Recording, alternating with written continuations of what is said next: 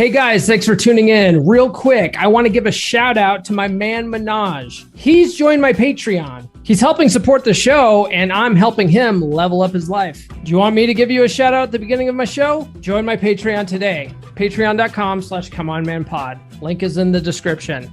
And here's the show. You're listening to the premier podcast for men who want to not only be better with women, but want to be better men in general. This is the Come On Man podcast. And here's your host, Paul Bauer. What's up, everybody? Welcome back to another week of Come On Man. If you haven't done so already, please like, fave, subscribe, hit those notifications. If you are listening on your favorite audio platform of choice, please give us a 5-star review and actually write out on like iTunes why you like the show and share this with other dudes. Okay. Like if you are hearing guys at work, they're having marital problems, maybe they're having problems with their dating life, say, hey, I know a great podcast you should listen to. I mean, you can lead a horse to water, but you can't make them drink, but you can always try, right? But more men, I think, need to hear the topics that we talk about on this show, right? I think you would agree with that. All right. Before I go any further, please support this podcast by joining my Patreon. Link is in the description, or go to patreon.com/ComeOnManPod. There's lots of tiers available. They're all affordable.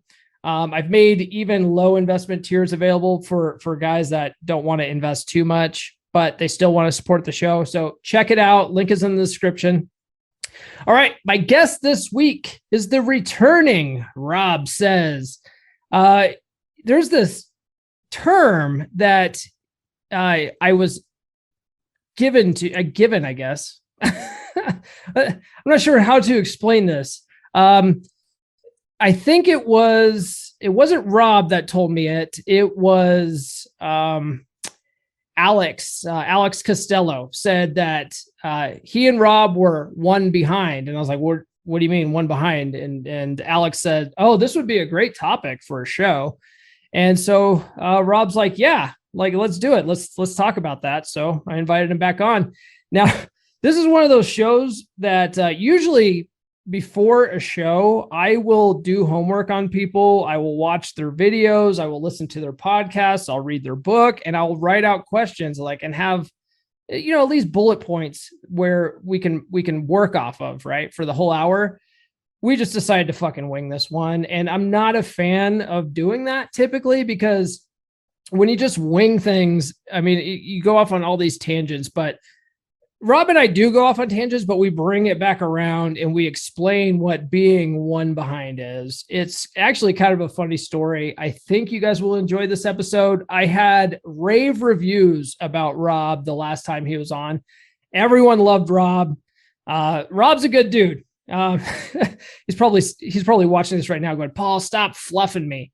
But I won't stop. Can't stop, won't stop. All right, guys, I will bring you that conversation right after this. I get dudes that hit me up by a DM on social media, asking for advice on dating, relationships, texting, divorce, you name it. I also get guys that want me to do live sessions more. Then there are guys that want to tell me their story and have a one-on-one conversation. Guys, I hear you. And now you have some options. Here's the thing, though.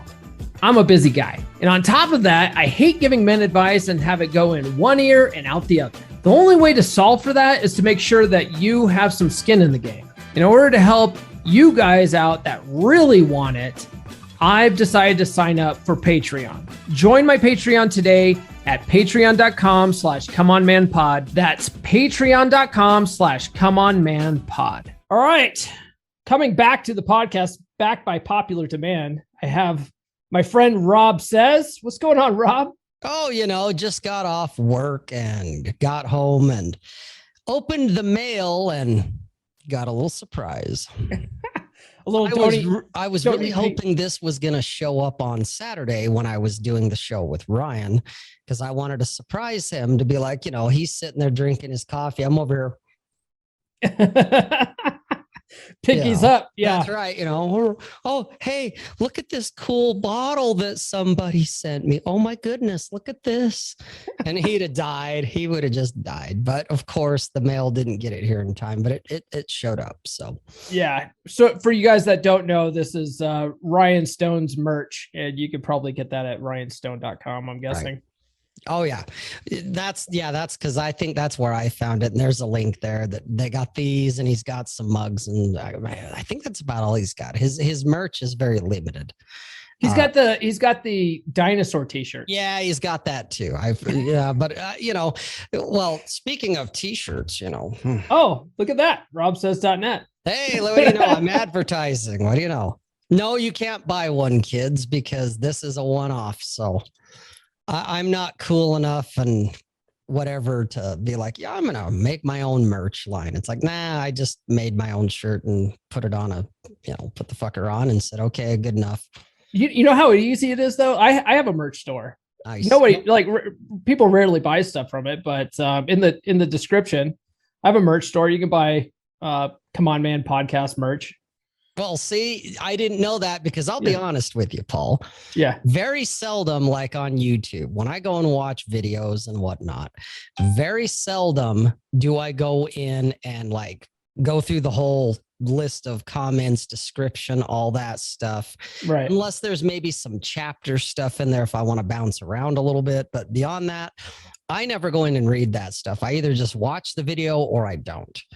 And I think that's how most people consume YouTube. Yeah. Right. Well, and so that's why, when Nick and I do Let 'Em Burn, I'm always kind of pushing him to be like, pimp your shit, dude. Say it. Don't just type it in the chat or whatever. Fucking say it. Yeah. Because then, oh wow, you have merch. I didn't know you had merch. Yeah. Well, I'm gonna have to go over and see what the hell you got. So. I usually talk about the description. Like we did last time, and we'll do it at the end of the show. We're asked, where can people find you online? I always put my guest stuff down in the description. Sure. And then usually in the intro and outro, I might talk about the description a little bit, but general conversation, I don't think most people want to hear about it. Well, I don't know, because I've played around with that a little bit. And, with other people to kind of see what happens. And it is an experiment that it's like, yeah, granted, you don't want to be spammy where every 10 seconds, hey, buy my shit. Hey, buy my shit. Yeah, no, people don't want to hear that. But at the same time, if you make a mention of it early in the beginning and then maybe once in the middle and then once at the very end. Yeah. True. Depends on who's catching it and where they're at and if they're paying attention or if they're, petting their dog or whatever the fuck they're doing. So. People that they actually do go to the description a lot for Duke Cannon, because I've been sponsored by Duke Cannon forever. So I always have the link in the description for Duke Cannon products, because I don't know if you use Duke Cannon or you've heard of it, Duke Cannon? Nope. Who's Duke Cannon? Duke Cannon is they make grooming products for men. Oh, okay. And part of their proceeds go to help out veterans and stuff. Nice. But their products are damn good. And they sell these big blocks of soap, and they got cool names like Smells Like Naval Supremacy and stuff like that. But smells like masculinity. Yeah. Right. Smells like masculinity. Well, a couple of years ago, they put out a cologne line, an actual spray cologne line, and it's inexpensive. It's like $25 for a bottle. I have yet to meet a chick that doesn't absolutely love that shit. Really? Yeah. So I bought up one for each day of the week. And so I use it all the time. And I don't know if people believe me. Now I might have to go and take a look, because cologne's kind of one of my things. And I'm very particular about what I wear. And the stuff that I do wear, it's usually pretty high end as far as the money goes, but where the money went. Mm-hmm. And the women love it. And I usually have, if you have a flavor for every day, so to speak. Yeah. I actually have a flavor for every woman I meet. Smart. Yeah, that's what I do. That I'm like, okay, here's this new chick. Okay, I'm going to wear this one, because I've had positive responses for all of mine, that all the women like them. There's been one exception where she's like, yeah, I don't really like that. And I was like, how come? And she's like, well, it reminds me of my ex-husband. And it's like, oh shit, he wears the same thing. Yeah, exactly. Sad trombone type of thing. Okay. Yeah, exactly. Hey, you know what? Thinking of that real quick.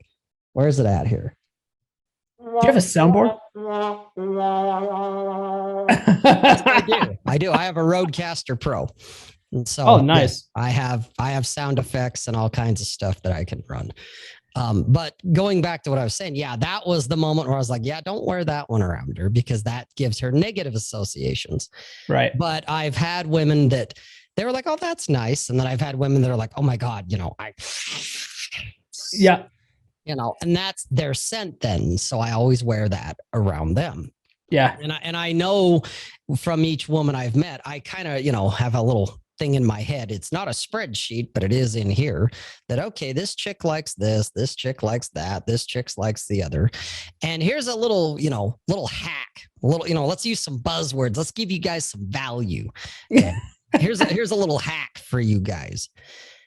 If you're seeing a chick, and I don't care if she's, a plate, a fuck buddy, she's your girlfriend, fiance, wife, whatever, let her buy you a cologne. Okay. Women are really attuned into smells even more than we are. And I've got a pretty sensitive schnoz, but not all guys do. Okay. But whatever she buys you, fucking wear that for her. Okay. You may not really care for it because I got a couple that I'm like, whatever, but she likes it and she likes it on me. So, okay, I'll put that shit on for you. My ex-wife bought me one that's called, I think it's Fahrenheit 451 or something like that, I think is the name of it. Named after the book? It's kind of like named after the book, but it's Fahrenheit something. Okay. Does it have human pheromones in it? No, it's not like Realm or some of the other masculinity type of stuff. No, it doesn't have human pheromones in it. Do you remember Realm? Just real quick. The name, the name sounds familiar. There was one called the first perfume / colognes that came out that claimed, we have human pheromones in this, and this will attract the women, and this will attract the dudes, and all that shit. Yeah, that was back in like the late 90s. There was also one called Aramis back then. Yes. Another one. Wow, man, what is old is new again because now we have the pheromone soaps and all that shit. Yeah, and there's been no real scientific proof to say that. This shit actually works. Yeah. If anything, I think it's placebo effect. You buy the marketing and the packaging and go, oh, well, this will attract the women. So you put some on and think I'm fucking good. And you go out and you're like, you're being your best self type of thing. And I'm alpha and I'm the prize and I'm red pill aware and all that other shit that's in your head. And then, you score a chick and you're like, oh my God, the masculinity soap with the pheromones and the masculinity cologne with the pheromones, it works. And the reality is, dude, you could have been wearing Kenneth Cole Black, or you could have been wearing Fahrenheit, or you could have been wearing fucking Polo. You remember Polo? Yeah. Or Elsha, fucking Elsha. Oh God. Or Brute even, the cheap shit. What about Aspen? You ever have Aspen? Oh yeah, Aspen or Old Spice. Fucking Drakkar Noir. Yeah. Oh, Drakkar. You know what? It's funny. You said that with a little bit of contempt, and I love it. But I had it in high school. So did I. Okay? Yeah. And I've had a couple of women buy that shit for me. I actually kind of like Drakkar. Yeah, it smells good. Yeah, it does. And so that is actually one of the colognes in my rotation. And so based on the woman, based on her response, and it's usually more positive than not, I will wear Drakkar. So that's funny that it's like, oh, we're making fun of Brute and Elsha and all these other shit that you wore back in junior high. And yet that's one that is actually in my rotation because I've had multiple women comment on it that they're all sucking onto my neck because they love the smell of it on me. And then they're buying it for me when they're like, what do you want? What can I get you for a gift, baby? And I'm just like, I don't know. Give me a bottle of cologne. Get me what you like, whatever it is. And fuck, Drakkar showed up a couple of times, dude. Yeah. No, it was always good stuff. Always had good response from it. The Duke Can stuff doesn't have pheromones in it, but that response where they bury their face in you, that I get that from chicks. They start huffing you like, like a paint addict huffs paint. Yeah. Yeah. It's so Nurse Chick, she'll say stuff like, which one is that today? I'm like, it's Wednesday. I don't know. Like they have names. That's the name of it. It's Wednesday. they have names like there's an idea. Market your own cologne and just call each one, Come On Man Podcast Monday. Tuesday. Yeah. Keeps it easy for the guys. And then when the chicks do start huffing it like paint, they're like, which one is this? This is Thursday. But today's only Tuesday. I know. Special. I ran out of Thursday. That's right. Oh man. It's actually funny. It's so weird. I invited you on to talk about something else, and we're talking about Cologne, but we'll talk about Cologne for a little bit more before we get to what we were originally talking about. Have you read the book Atomic Attraction? I have not. Okay. I have not. Man, I love that book. I've read it like 10 times now. And the great thing about that book, it talks about all sorts of studies that have been done on attraction and whatever. And one of the things that they did was there was some study, some university did it. They had women looking at like videos or something of men, or it might have even just been pictures. Okay. And the women had to guess which guys were wearing cologne. Now they couldn't smell it. They just based on seeing an image, basically. Right. And 100% of the time, the women are like, I think that guy's wearing cologne because he looks confident and stuff like that. And they were right 100% of the time. Oh, no shit. Yeah. So like just wearing cologne is shown to boost male confidence. I believe that because I have a whole group of colognes that I wear. Again, some of them were given to me by women, and women have never really truly steered me wrong. Okay. As far as the scents, I mean, yeah, the Fahrenheit that my ex-wife gave me, that one I'm not a big fan of, but she liked it. So, and that's all that mattered. But all of the other women that I've had over the years, that the colognes, they've, here, I like this. And I know ultimately, yeah, she likes it for her. And so, yeah, I would wear it around her. But all of those different scents, I actually ended up enjoying that. It's like, oh, these are good. That otherwise, for me, there's like Eternity and, Kenneth Cole Black. Those are mine, those are for me, that whether the chicks like it or not, that it's like they do. But even if they didn't, unless they were just like, oh God, no. But otherwise I'd be like, no, this is my cologne. This is one that I like the smell of, but all the other ones, it's chick recommended basically, and I'm like, oh, fuck it, I'll wear this. And except I do have one. I got it and it's French, and I know I'm going to murder the name, but it's like Club de Nuit or Club de Nuit is how it's spelled. It's got a citrus afternote, and it was a dude on Twitter that recommended it, but he and I have kind of dialogued on and off here and there. And he's very unique because he's a photographer, and he has a live-in girlfriend who actually goes out and pulls other chicks for him. So whether he's having menage a trois, which from what I understand, yeah, that's on the table. But even if not, she's going out and being his wing and getting him other women. So she knows, they're not monogamous, but apparently she kind of is, but he's not. And I've seen enough to know this guy's not, he's not one of these masculinity, pickup artist accounts that talks the game, but actually has no idea. This guy knows what he's doing. And it was him that recommended this particular cologne. And that's where I was like, you know what? This guy knows what he's talking about in other areas. So you know what? I'm going to take a chance. So I went out and bought a bottle of this stuff, and the women fucking love it. Like, I've never had a negative response to this particular cologne. So okay, and that's the Chateau Nuit or whatever it's called, the French one. Yeah, it's actually Club de Nuit or something. Club de Nuit, something. Yeah. Okay. Yeah, I'm sure you can figure it out. Yeah. Oh yeah, and it's a little on the pricier side. I mean, it's not super expensive. It's not like $200 for a half ounce or anything. It's not that exorbitant. But it's probably, I'm trying to remember how big my bottle is, because it's not huge. It's not a great big bottle.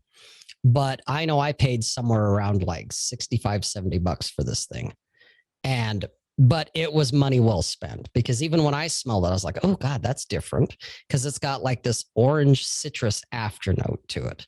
And I was like, oh, this is different. And then I thought, well, let's test it in the field. Let's put it on and go out and see what happens. That's right. You gotta have science experiments here. Right. Yeah. You got to actually road test, field test what guys are telling you. So I put some on, went out with the girl. She couldn't get enough. And then it was funny because we were outdoors. This was a little over a year ago, actually. We're outdoors doing our thing. And we're in a group of people, and they're strangers. I don't know any of these people except this one chick that I'm with. Beyond that, I don't know any of these other assholes. But we're sitting there walking around doing our thing, and the wind obviously is carrying this because a little goes a long way. This is a pretty potent one that you don't need to bathe in this stuff. But I had it on. Of course, she had to, paint huff it when we were in the car. But we get out, we're walking around, we're doing our thing. And I'm walking by people, and all of a sudden I'm hearing women like, what is that smell? And they're looking around trying to figure it out. And I'm listening because, we're outdoors. It's like, well, there could be a skunk around. There could be whatever, someone took a shit in their pants. I don't know. Yeah. I don't even know what they're talking about, but they're like, there's this smell. Oh my God, it is good. And finally, I kind of walked by them and they're like, oh my God, there's that smell again. And I had to stop, and they looked at me and I was like, yeah, that's me. Yeah, it's me, ladies. And they walked closer and they're like, oh my God, it is you. And they're like, oh my God, that is amazing. And the girl I'm with is kind of like, getting just a little jealous. You could see her, her hackles were going up just a touch, because now that's good though. That's good. Oh, it is. Yeah. A little jealousy is always fine, but you could see her kind of, puffing up a little bit like, bitch, get away from my man, but she also knew that he's going to do whatever he's going to do. But when they finally figured out the source, they were just like, oh my God, what is that? That is amazing. And I even had dudes that are like, oh my God, that smells good, dude. What is that? Yeah. So I'll have to check that out. Oh, dude, you so should. You know what? After the show, I'll send you an actual link to it. So that way I know I'm pronouncing it right or whatever, because Club de Nuit, I think, is the name of the actual cologne. It's not the manufacturer. Okay. All right. Yeah. I'll send you a link. And you know what? I would recommend it. I'd be like, Paul, you want a secret weapon? Here you go.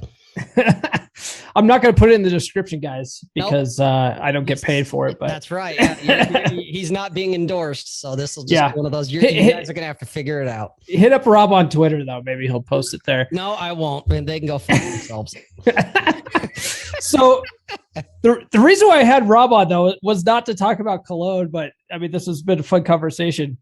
But so I had Rob on a couple weeks ago, and roaring reviews. Lots of people love that episode. And Alex Costello, who's a mutual acquaintance, commented, and he was like, oh, great episode.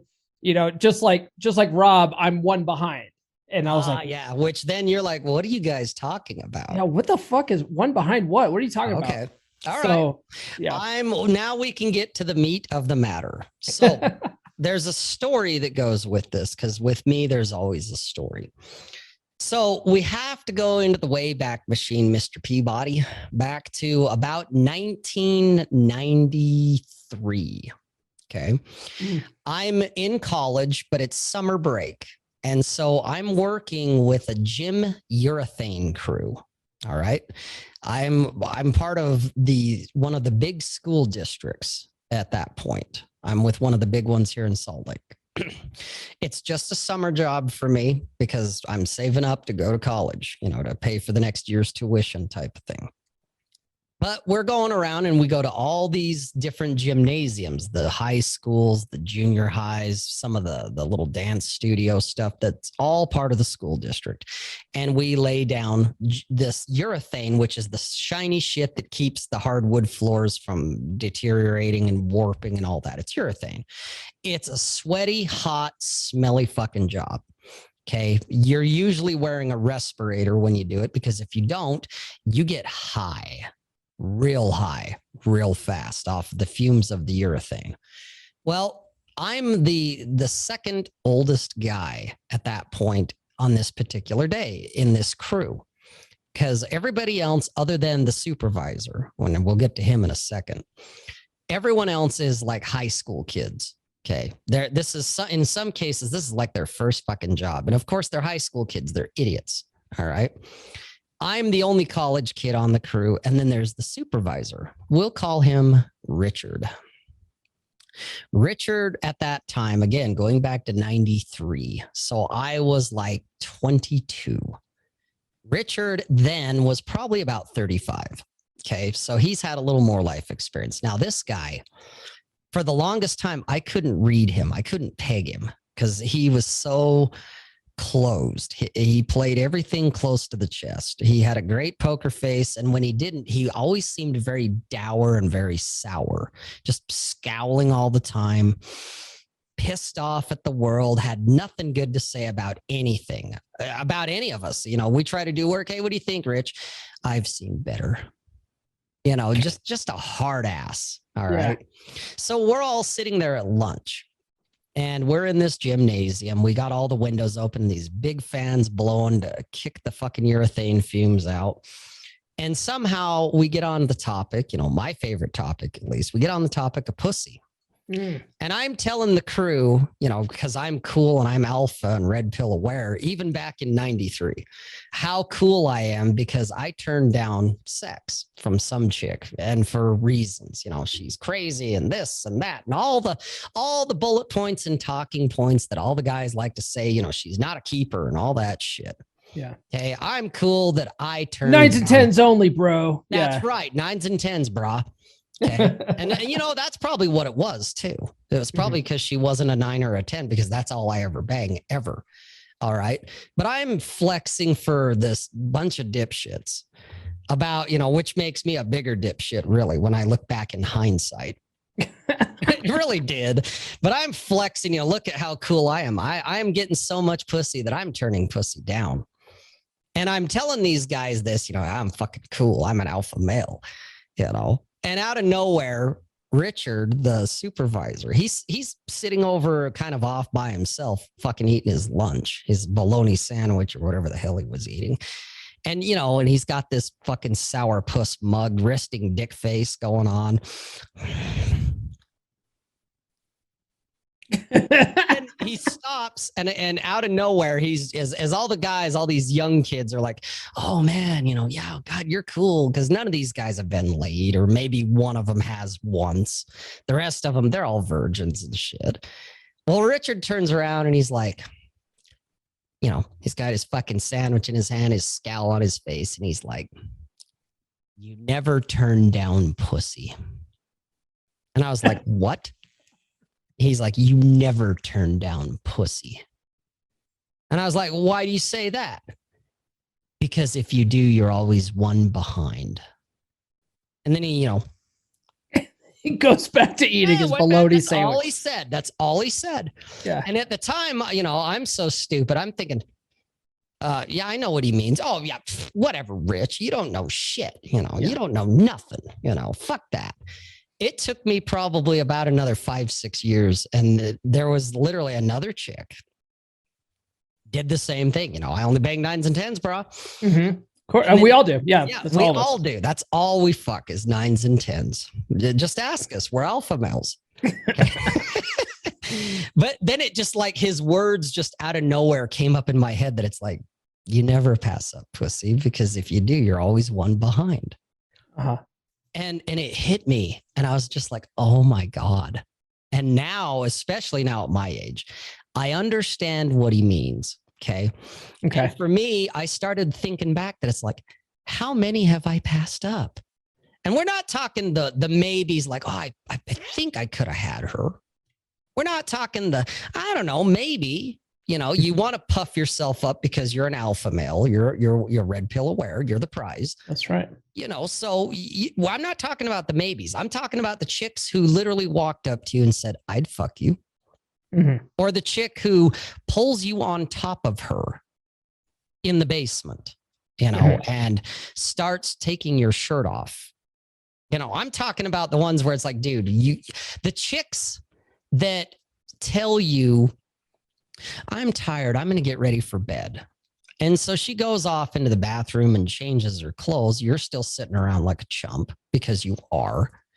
And she comes out wearing lingerie and says, I'm going to bed.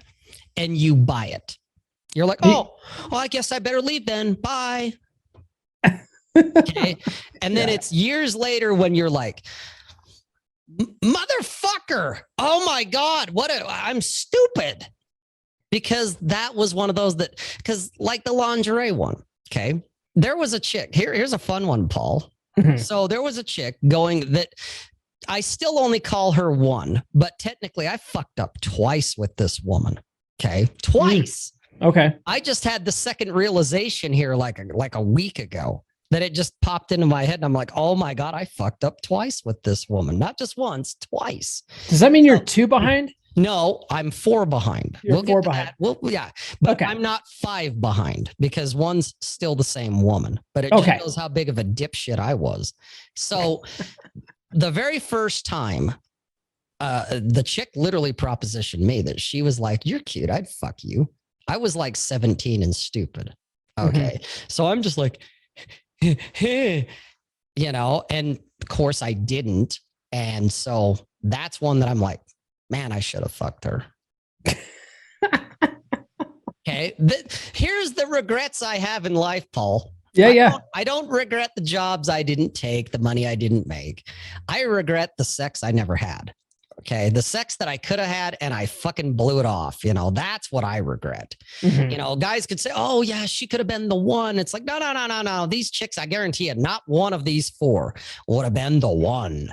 It's like, oh no, I wouldn't have married these chicks. And if I had, it would have been a disaster. And I know that. Mm-hmm. They were crazy enough or whatever was going on. I knew there was something off, which is part of why I probably passed up. But I still look at it and go, fuck, I'm 4 behind now. God damn it. Because that's the shit that it doesn't keep me up at night, but it is that thing that kind of resurfaces every now and then. I never even thought about it until Alex brought it up. Right. And I was like, every guy usually has at least one that it's like, dude, you had that one that you could have had. There was no maybe, or, well, I think I could have because I'm the prize and the alpha male and red pill aware. No, you knew because she was like, would you fuck me? I'd fuck me and I'd fuck you too. Uh-huh. Or she shows up in lingerie and you're too stupid to figure it out. Oh, so I have actually, it was like one of my first podcast episodes. It was one of the solo episodes I did early on. And I talk about the tale of 2 train wrecks. And one of them was this like blackout drunk chick. And she was over at my house. She ended up spending the night because if I let her go home, she would have wrapped her car around a tree. Yeah, she'd have killed herself or killed somebody else. She was that bad. Right. And she got to the point in the night, at one point in the night, right before bed, where she was basically throwing herself at me. And I was like, I don't want anything to do with this. I don't want to stick my dick in crazy. She's like trashed right now. I don't want to get a Me Too thing. So, well, and that one, that one, I kind of can see that, hey, a little bit of prudence, a little bit of caution there, because the alcohol thing or the drugs, whichever, or both, doesn't matter. Mm-hmm. You are kind of treading on thin ice with that one. That one, because I've met some women that got blackout drunk. And I personally don't throw them in the one behind category because I've had 1 or 2 of those too. And I'm just like, yeah, you're all hot to trot right now, but tomorrow morning when you sober up, you might have a whole different take on this. And I don't need that. Yeah. No. I wanted nothing to do with her. This was like a second date. And the first date, she got like stumbling drunk. And I was like, well, maybe this was a one-off. And then the second one, she got stumbling drunk. I was like, this is clearly a problem with her. Yeah, we have a pattern. Uh-huh. Which is why I like to go out and, guys talk about going out on coffee dates. And I'm like, God, coffee dates is like an interview. That shit sucks. I want to go out and have a drink with a chick because me too. I will learn real fast what kind of a drunk she is. And there's certain drunks that, yep, I can deal with that. She's good. She's got it, she's got it handled, or she's happy or whatever. And it's like, yeah, I can deal with that. Or sometimes, they do get naked and that's okay too, but she's still aware. She's still kind of, from a legal standpoint, she doesn't have the ability to consent, but nobody does. That's the thing that, the manosphere never talks about. They talk about, well, women can't consent when they're drunk. It's like, actually, neither can you. Because I know in Utah, that's the law, that it applies to everybody, that it's like, if you're intoxicated, you cannot consent. And it's not just the women. You know, it's guys too. It's like you actually cannot consent. Okay. But that doesn't stop people from doing it, obviously. Sure.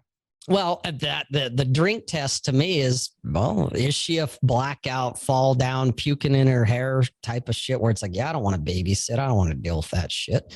Or is she, you know, oh, she's still pretty alert. Yeah, she shouldn't drive. But hey, you know what? She's not all of a sudden turning into Medusa and either weeping uncontrollably about some other dude, or she's madder than hell and wants to murder somebody. You know, it's like, oh, she can handle her booze, but then her and I will be just fine. You know, she's not a quality woman, guys. She's low hanging fruit. You know, we got to throw these buzzwords around, Paul. Come on, help me out. Low hanging fruit. I prefer slump buster. Yeah, slump buster. Whatever. You know, that's the point here. But yeah, I've had, like I said, I've had 4, because there was one chick when I was like 17, and she literally was like, "You're cute. I'd fuck you." And I'm, you know, and granted, she was like 17 too. So we're kids, but I was naive. I was stupid. But now I look back and it's like, oh man, you should have fucked her. And then there's a couple others that same thing. And there's this one where it ended up being where I realized, man, I fucked up twice with the same woman, because she was the next one. She was number 2 that I met a few months after the first one that I blew by, you know, that I was too stupid to do anything. She was like, more or less said the same thing. You know, she was hanging all over me and, oh my God, you're so attractive, all that shit. And I was kind of indifferent to her because I don't know, I was just in a different headspace. But then fast forward a couple of years, run into this girl. Okay. Oh, hey, you know, see her at the grocery store or whatever. Haven't seen her in a couple of years. I'm now in college. And she's filled out, like she's got all the curves in all the right places. And I'm just like, holy fuck, look at her. But I was also pretty blue pilled, pretty chump. Didn't really have game. The sex I'd already had at that point literally was right guy at the right place at the right time. I just learned how to shut my mouth. Okay. That, you know, I'm not going to talk about, you know, crypto and, you know, we're going to talk about philosophy. Let's talk about Marcus Aurelius and saving the West. Yeah. That's how you dry up a woman's vagina. So I learned at least young enough to shut my mouth. And it's like, oh, the chick's into you. Shut up. Just, you're there for the ride. You just, hey, she's like, oh, do you got somewhere we can go? You know, or, oh, hey, let's go over here. Oh, it's fate, isn't it? Yes. Yeah. It was in the stars. Your sign and my sign are hot. Yeah. Okay. That's, you just shut up, you agree and amplify, and you just go. You just go. She leads you away, or you grab her hand and come with me. And she goes, okay. Yeah. You go. If she invites you for coffee, do you want to come up for coffee? Guys, that's sex. You go. Yeah. Why? Yes, I'd like a cup of coffee. That'd be great. Or you tell her, you want to come in and pet my dog? Right. Yeah, plausible deniability. Right. That thing. And then she comes in and goes, well, where's your dog? I don't have a dog. Because I don't have a dog. Bull Rush brought that one up because he has a dog. And, you know, he said to some chick a little while ago, he's like, you want to come up and pet my dog? And she was like, okay, sure. You know, and next thing you know, Bull Rush is getting laid. Okay. But at least he had a dog, but I've actually used that in the past. Hey, you want to come see my dog? Sure. I show pictures of the dog I used to have. Ah, this is my dog, you know? Oh, well, where is he? Oh, he died. Yeah. Because he died. My go-to was to invite chicks back to for a game of Jenga. Oh, okay. Yeah. Yeah. I'm like, can see that. All right. Yeah, that's not a bad one. I'd say like, are you up for a challenge? And they're like, yeah, what? I'm like, I challenge you to a game of Jenga. And they're like, oh, okay, yeah. And I was like, all right, let's go back to my place. We'll play it. And it was done. It was a good close. Because and it is because they know. You know, women aren't stupid. They know if you're even talking to them, they know you want to fuck them. Yeah. Okay, that's all women, guys. I don't care if she's a 2 or a 10. They're all that way. They all know.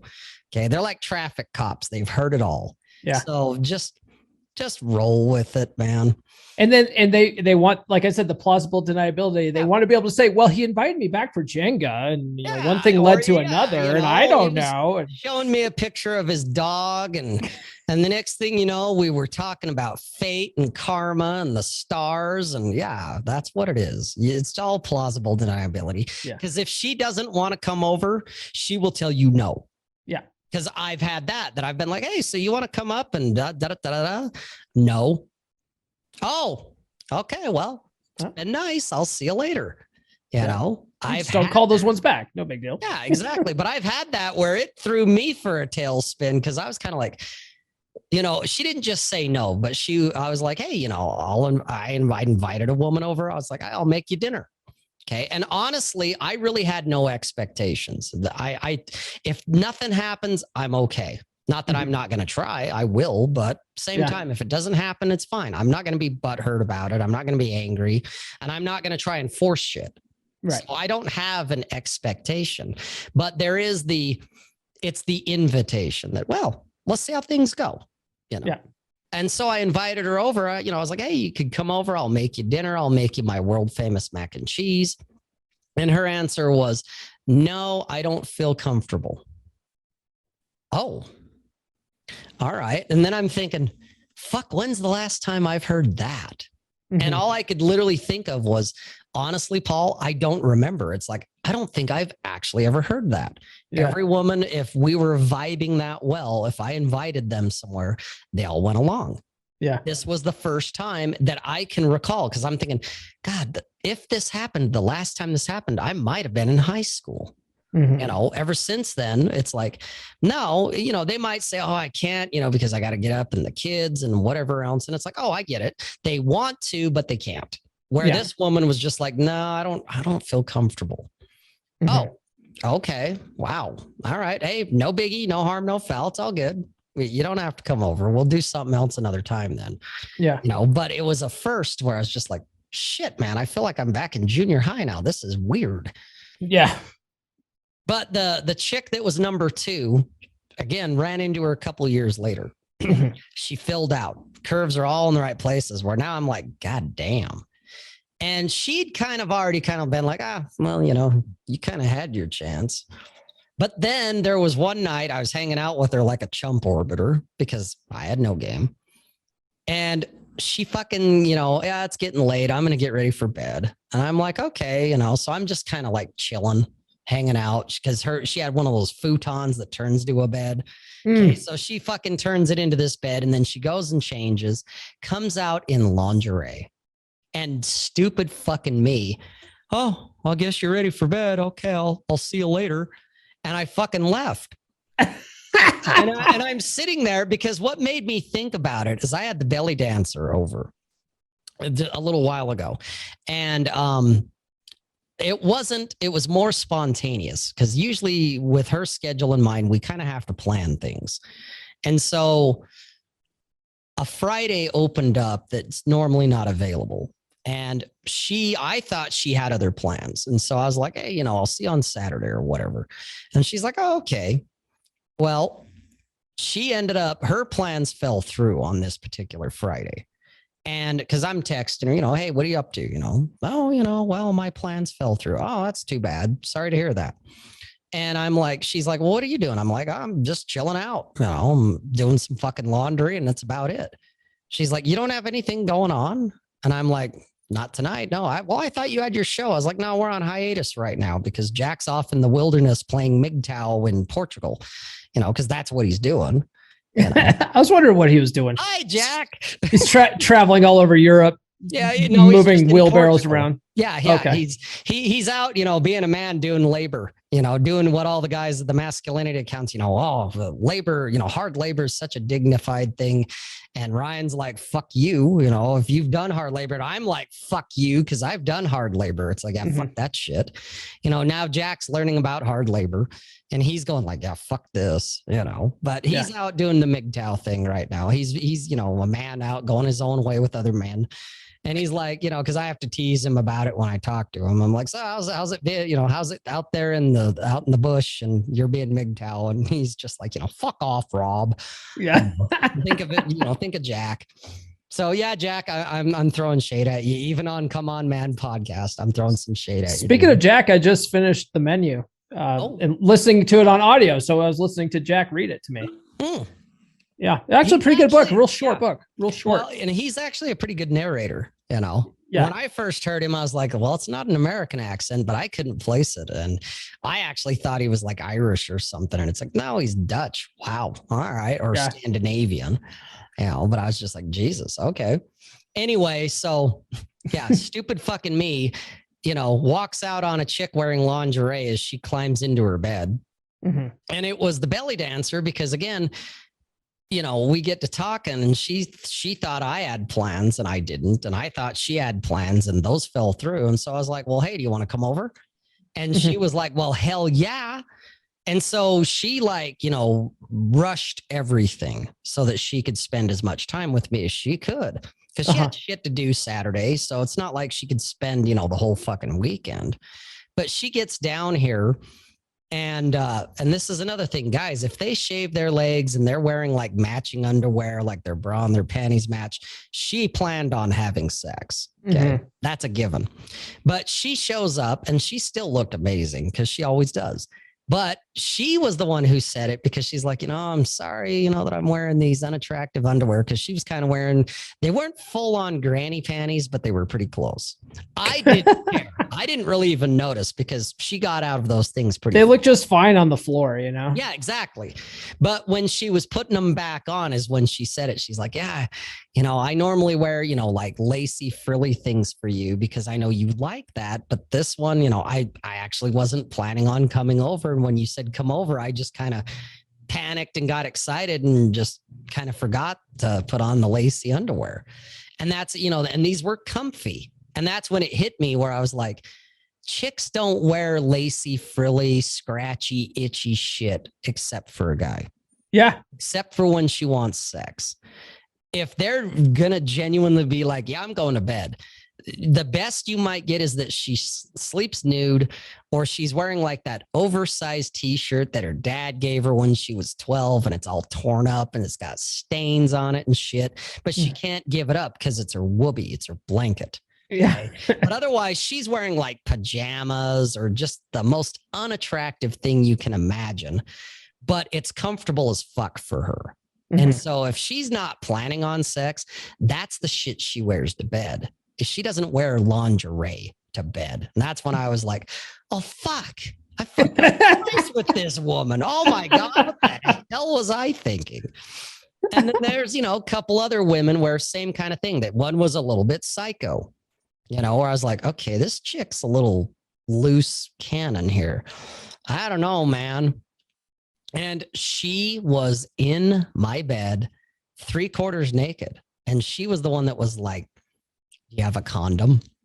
And I'm just like, no, you know, I can't do this right now. And missed out on another opportunity. Even if she was crazy, I'm thinking, you know, you could have handled that. You're not marrying this chick. Yeah. You know, she's not so psychotic as to start boiling rabbits on your stove. You know, she's not going to key your car and knife your wheels and shit. She's just loose, just little off, little quirky. Yeah. But it was enough for me back then that I was stupid enough, again, that I'm like, oh, I guess we can't do this. You know, when really it's like, dude, all you had to do is pull your pants down and just go. And I have a friend, I'm not going to name his name because he sometimes listens to the podcast, but he's kind of OCD and he is like deathly afraid of, you know, any kind of STIs.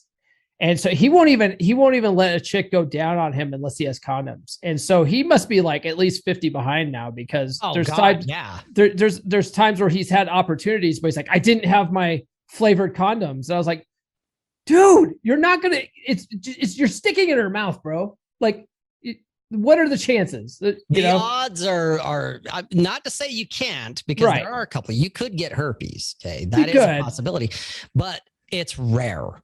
Yeah.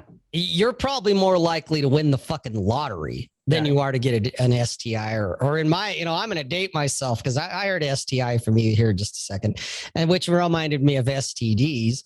Yeah. That's what we used to call it back in the day. Well, or I'm going further back, VD. Yeah. Venereal disease, That's right. Let's call them what they really were. It was VD. You got fucking VD. Okay. And most STIs, whatever you want to call them today, kids, the majority of them, yes, HIV is a thing, herpes is a thing. Those two don't go away ever, but at least with HIV now you can manage it. Same with herpes, you can manage it. All the other ones, there's a fix for that. Yeah. And the likelihood that you're going to get one, not saying you can't, and it sucks if you do, but you can, there's a fix for that. It's like, go figure out which strain you got and take a pill for a couple of weeks, or hell, there's some now you can take a pill for like 3 days and it's done. Yeah. You're cleaned up. You're good to go. You get some gonorrhea or something like that. That's you take an antibiotic, you're good. Fucking chlamydia, which is like the common cold of VD, STD, STI. It's like, you take some fucking amoxicillin for a few days and just abstain or wear a condom at that point, so you're not just passing it back and forth. Fuck, you're fine. I've been very lucky. I'm 42 now. I'm gonna be 43 this year. I've been very lucky, knock on wood.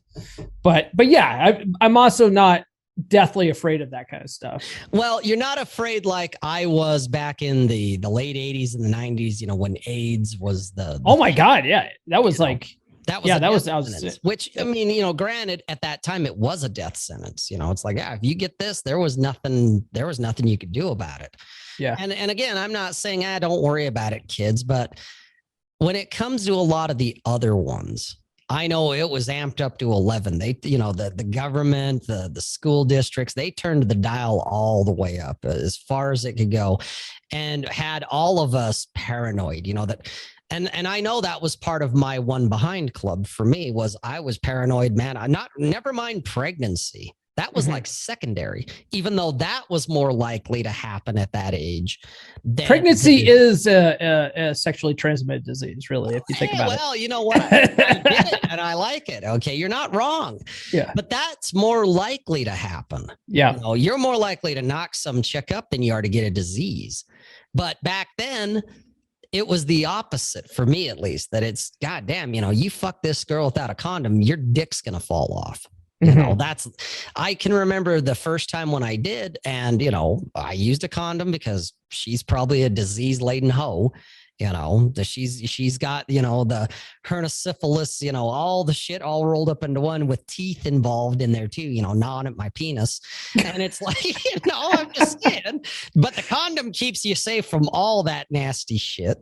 And then there came the time, of course, where I didn't have a condom, and she's like, we can still do this. And I'm like thinking, no, I can't, because you'll give me a disease. I'll die from HIV or something because you're a disease laden hoe, and it turns out, well, I did anyway, because hormones and I don't give a fuck showed up, and realized, so this is what it's all about. This is what it's all about. And guess what, kids? My dick didn't fall off. I didn't get a disease, and she didn't get pregnant. So. Yay! That's great.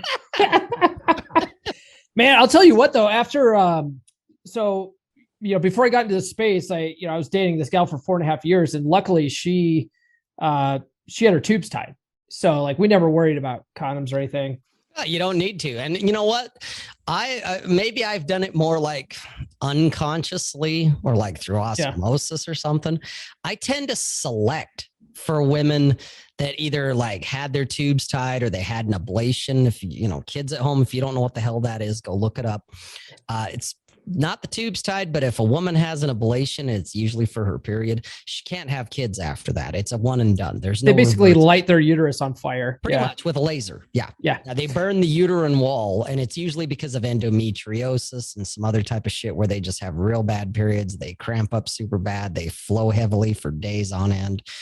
But it's a one and done that if they do it, it's like, you're not having any more kids. It's scorched earth, literally.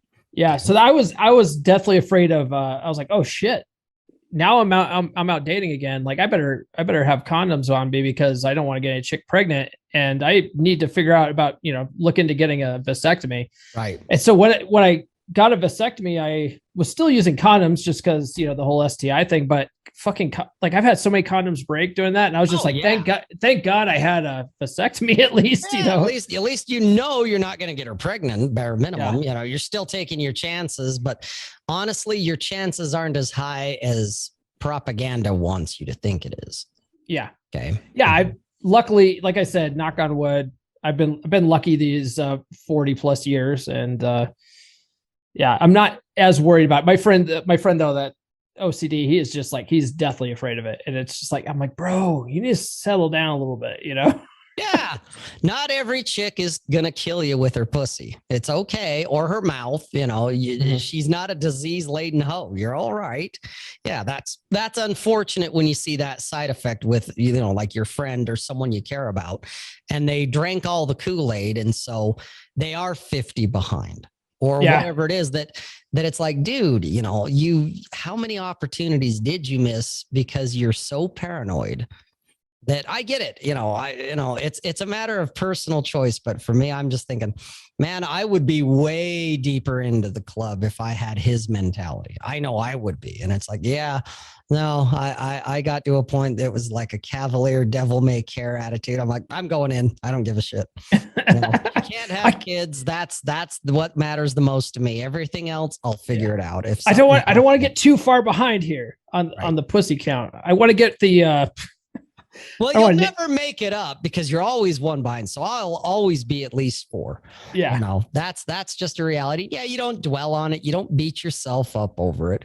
But that is my regrets. When I look back at all the shit I've done, the things that worked, the things that didn't, with women, with jobs, with life. I don't have any regrets for the relationships that failed, or the jobs I got fired from, or the jobs I didn't get, or the money I didn't make. I don't care. That none of that shit even shows up as a blip on my radar. It's the women that I knew. And it's like, it's not even the ones that I think, well, I might have been able to, but I don't know. So I want to err on the side of caution and say, probably not. So I don't think even about them. It's the ones that I'm like, fuck, dude, she sat there in lingerie. Yeah. Or she was half naked and asked you, do you have a condom? And I'm just that's like shoot myself in the mouth moment. Yeah. Give me the shotgun, right? That's what I mean. That's the shit where I'm like, oh, you were such a dumbass. You were so scared or so clueless, so naive. You didn't see it at the time, which I give, I don't beat myself up. I don't, it's like, give me a little credit. I was naive and stupid. Yeah. But the older me looks back at it and goes, if I had any do-overs, I'd want to go back and do those, because I then at least I'm not one behind. Yeah. Then at least I can say, yep, the chicks that I know that I could have had, I would have had them. And that's where, Richard's remark about you never pass up pussy, because you're always one behind. At the time, I didn't understand it. But as I've gotten older, I was like, he's not wrong. He's really not wrong. But that's where the term the one behind club came from. Gotcha. Okay. Yeah. It's funny. When you said that, it was he was like a manager of some kind. Yeah, he was my supervisor, and he had me by about 10 years or so. He was about, like I said, he was about like 35 or so when I was, because like I said, I was like 22. So now, God, to be honest, I don't even know if the dude's alive, because he led a pretty hard life, and I know that. Yeah. But now it's like, God, he's in his 60s at this point. But he was also, that was another thing I learned about Richard. He was a poon hound, dude. This guy would like fuck anything. Okay. All the guys, I only bang 9s and 10s. He's like, good, leave me all the 2s. I'm cool. I knew some guys in the Navy like that. He did not care. He was the grenade jumper. He's the guy that, I'll take that one for the team. And he'd do it smiling. Well, Richard would be scowling, but same idea. He'd still do it because he didn't want to be one behind. That's hilarious. I had a supervisor once that I will never forget this. I was working at Safeway, and I was bitching to one of my friends about guys hitting on my girlfriend. And I had a real smoke show girlfriend in high school, and all these guys were always hitting on her and stuff. And it used to piss me off. And this guy, the supervisor of mine, he overheard me. And he goes, "Hey man, why are you so mad about it?" And I was like, "Oh, I just don't want guys hitting on my girl." And he goes, "Well, date an ugly girl." I was like, "What?" He's like, "Yeah, man, if you have a problem with guys like hitting on your girl, like you should be proud of that. Like she's hot. Damn right. But if she's with you, and so if guys are hitting on her, you should be like, yeah, well, she's with me, you know, and be proud of it." Yep. And he's like, "But if you don't like that, date an ugly chick." And I was like, "Fuck, never thought." And I was never a jealous person after that. Yeah, you can't be. It's funny you say that because my last real serious relationship, she was a smoke show. Okay. And she was younger, hotter, tighter. She's 20 years younger than me. Right. She's hot enough. She's one of those girls. She'll never have to do online dating. Okay. She'll never have to. Guys would approach her left and right in the street type of thing because we would go out to different places. And one time we were out in Wendover. And Wendover, for the kids at home that don't know, it's a gambling town just on the border of Utah and Nevada. Okay. It's on the west side of Utah, basically. It's about an hour and a half from where I live. We went to Wendover and we're hanging out in the casino and we're doing our thing. And there was a point, you know, we're walking around together and shit, you know, doing the thing. And I was like, "Oh, hey, I got to go use the restroom. I'll be right back." Okay, so I go walking off to go use the can. Well, I don't fuck around in the restroom. I can get in and out pretty fucking quick, like 30 seconds type of thing. So I go in, do my thing. I come out, and as I'm walking out, there's this guy, probably about her age, probably at that time, like 24, 25. And he's talking to her. And the minute he sees me, he fucking bolts. Okay, he's just gone. Just... And she's standing there and I walk up and I'm just grinning. I'm like, "Let me guess, he was hitting on you, wasn't he?" Mm-hmm. And she's like, "Yeah." And I was like, "What did he say to you?" And she goes, "Oh, Rob, the minute you went into the restroom, he was talking to me." So he'd been watching her. He'd been watching us. He'd been scoping us out. And when he saw his moment, he bird dogged. He jumped right into it. Mm-hmm. And so he had walked up to her and was like, you know, "Hey, you're cute. What's your name?" You know, all that shit. But then this is when I was like, "Oh, this dude didn't stand a chance." Okay. For a couple of reasons. One, he's her age. She likes older men. Mm-hmm. Okay. So I already knew right there. Yeah, this dude never stood a chance. Okay. But just the fact that what he said to her, what she said to me he said to her, "Is that your father?" Okay. Yeah. Which I could have been. That's the thing. I could have been. I'm old enough that I could have been her dad. Yeah. And she smiled at him and, you know, "No, that's not my dad. That's my boyfriend." Mm-hmm. And then instead of him going, "Oh," and then just keep going, do your thing, do your lines, you know, do whatever it is, keep at it, bro. You know, he was like, "Oh, well, I guess you wouldn't be really interested in a guy like me, huh?" And about that time, before she could answer him, that's when I come strolling out and he saw me and he was gone. Yeah. You know, because he doesn't know me. He doesn't know what I'm going to do. I might be the violent, jealous type that it's like, "I will kill you, motherfucker." Kind of like how you were pissed off that all these dudes were hitting on your chick. Right. Okay. Same idea. But your manager or whatever, you're the guy that told you, yeah, if that's a problem, date an ugly chick. He's not wrong. Yeah, he's not. You either have to sort your shit out and realize, dude, she's with me. Dude, hitting on her is just a confirmation of you have a smoke show, dude, and she's with you. Mm-hmm. I'm saying this more for the guys at home, not to Paul. Right. But it is the idea that, dude, if you got a chick and guys are bird dogging her, that's the term going back to like the mystery method days. Mm-hmm. Okay. Back to the early aughts. Okay. If guys are literally, the minute you walk away to get a drink, take a piss, whatever it is that you walk away and guys are like right on her, dude, then you have a hot chick. And you can either be pissed off and insecure about it, like Paul was talking about, or you can be like, "Yeah, I have a hot chick and she's with me." Mm-hmm. Because if you let the jealousy get you, one, you'll lose her. She'll fucking walk. Yeah. She'll see it, and then she'll start making out with Mystery in the club there. Yeah. Right. Or she'll just walk. She'll choose someone else because you're not her guy anymore, because you're not alpha red pill aware fucking prize. You're not that guy anymore. Yeah. Okay? She will fucking leave. She may not leave immediately, but she will leave. Okay. So you have to sort that shit out. That's your problem, not hers. That's your bullshit, your demons, whatever you want to call them, your insecurities. You have to sort that shit out. Okay. And don't make it about her, because it ain't about her. It's about you. Okay. Or if you can't get past it, sometimes you can't. I get it. Then date uglier. Yep. That way, then, hey, well, no dude's going to hit on her, and she's going to be gaga over you because she knows she isn't going to do any better. So there you go. Those are your choice. Those are solutions. Yeah. Rob, we made a whole hour out of this. Sweet. Yeah. I love it. Like I said, I know you like to get, as much time as you can. And I told you, it's like, Paul, we got this, even though we're kind of winging it because you didn't know what's this one behind. Well, yeah. For the guys at home, this is the first episode I've done where I didn't have some kind of talking points. And so when I reached out to Rob, I was like, well, do you have a video on that? Like, do you have a blog about it? And he's like, no, man. No, man, just trust me. We're going to wing this and you'll be just fine. And here we are an hour later. And guess what? Paul's just fine. Just fine.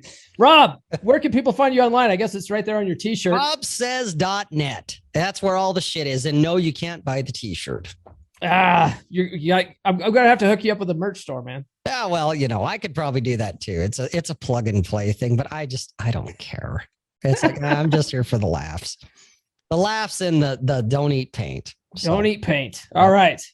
Rob, thanks again, brother. We'll see you around. Thanks for having me on, Paul. I appreciate it. Rob, great discussion as usual. Thanks for coming back on. Welcome back anytime. Like, you know that though.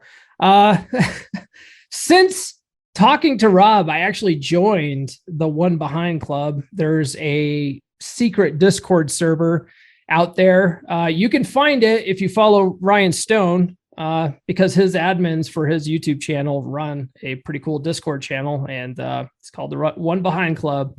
And it's a bunch of good dudes. I like that group. So shout out to the One Behind douchebags.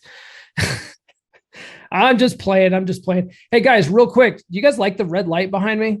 The last few weeks, I recorded the intro and outro like all the same night. And for whatever reason, the lighting was just horrendous. And when I was done with it, I was just like, I was really disappointed with myself, and I did not know why, because my lighting's never been that great, but those particular episodes, I was like, man, dude, you really screwed the pooch on that. So not only do I have my ring light here, I added 2 more lights above my monitors, and then I added the cool, mood light in the back. So I hope you guys like it. You guys have probably already seen it on my TikTok videos, because I've upped my TikTok game lately. And I feel like I have to if I'm going to be asking you guys to be joining my Patreon, which if you haven't yet, please do support the show. If you really like this show and you get a lot of value out of it, check out the Patreon. It's 1 click away. There's like the base tier is like totally nominal. You could totally afford it. It's like a cup of coffee a month. You know what I mean? Helps support the show, helps bring this message to other dudes. You know what I mean? Do your part. Help us out, because I'm trying to help you out. All right, guys, that's all I have for this week. I hope you enjoyed that conversation about being one behind. We'll catch you guys next week. This has been the Come On Man podcast. New full episodes served hot every Monday morning on your favorite podcast platform of choice. So subscribe now. Follow Paul on social media. The links are in the description. Now, go out and get it.